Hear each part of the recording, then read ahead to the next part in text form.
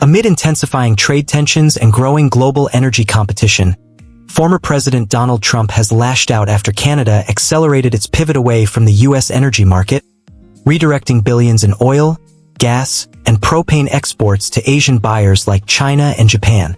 Although no formal declaration of a cutoff has occurred, the effect is being felt across the U.S. industrial heartland as Canadian energy firms, spurred by aggressive tariffs, political rhetoric, and long-standing frustrations over U.S. infrastructure bottlenecks, are now reorienting their export flows. Trump's fiery rhetoric has included accusations that Canada is backstabbing America by choosing to line China's pockets instead of supporting its largest trading partner. His remarks came shortly after Ottawa confirmed the first-ever shipment of Canadian liquefied natural gas, LNG, to Asia via the newly completed LNG Canada terminal in Kitimat, British Columbia, a monumental milestone enabled by the Coastal GasLink pipeline that links Alberta's natural gas fields to the Pacific coast. Canadian officials, however, frame this not as retaliation, but as long-overdue diversification. The move marks a major shift in Canada's energy export strategy, long dominated by the U.S., which previously purchased over 90% of Canadian oil and gas.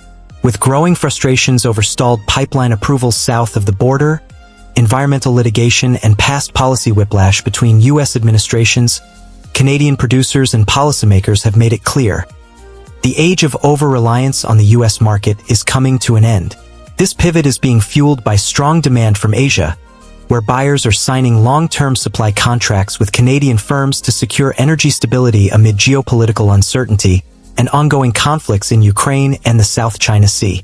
Propane exports alone jumped 9.2% in 2024, reaching an average of 218,300 barrels per day, a cornerstone of economic and geopolitical cooperation for decades.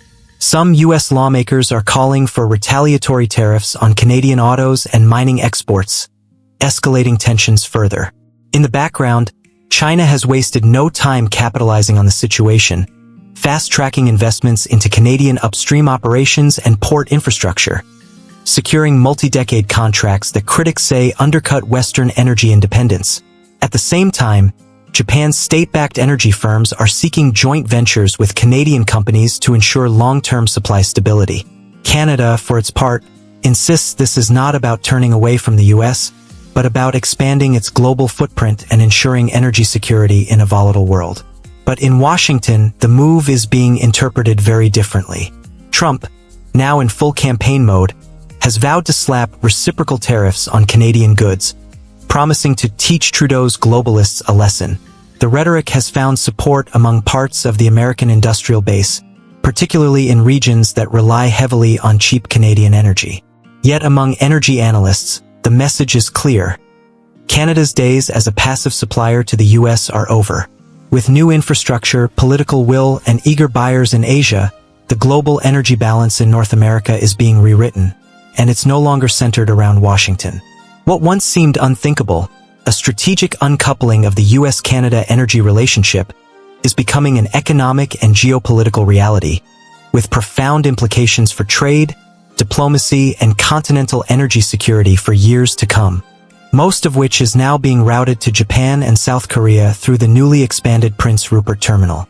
At the same time, the long-contested Trans Mountain Pipeline expansion has come online, nearly tripling capacity to 890,000 barrels per day and providing Canadian producers with direct access to Pacific export terminals. The financial implications are staggering. Canadian energy companies, including Suncor, Enbridge, and Pembina, are reporting record quarterly profits, with expanded production volumes, reduced dependence on U.S. Gulf refineries, and new infrastructure that bypasses cross-border uncertainties. Meanwhile, political support for Canada's energy sovereignty is growing across party lines. Ontario Premier Doug Ford recently warned that retaliatory measures, including potentially restricting hydroelectric exports to U.S. states like Michigan and New York, were not off the table if tariff hikes from Washington continue. Alberta Premier Danielle Smith, while stopping short of endorsing export cutoffs, has publicly supported the diversification strategy, pointing to the province's vast untapped LNG potential and the urgent need for market resilience. Prime Minister Mark Carney, in his first major energy address, unveiled a national strategy that links energy exports with Canada's climate goals, promoting carbon capture in Alberta's oil sands, investing in hydrogen infrastructure, and integrating Indigenous leadership into energy governance. U.S. analysts have reacted with alarm, warning that the shift could cost American refineries billions in increased input costs, while diminishing North American energy integration.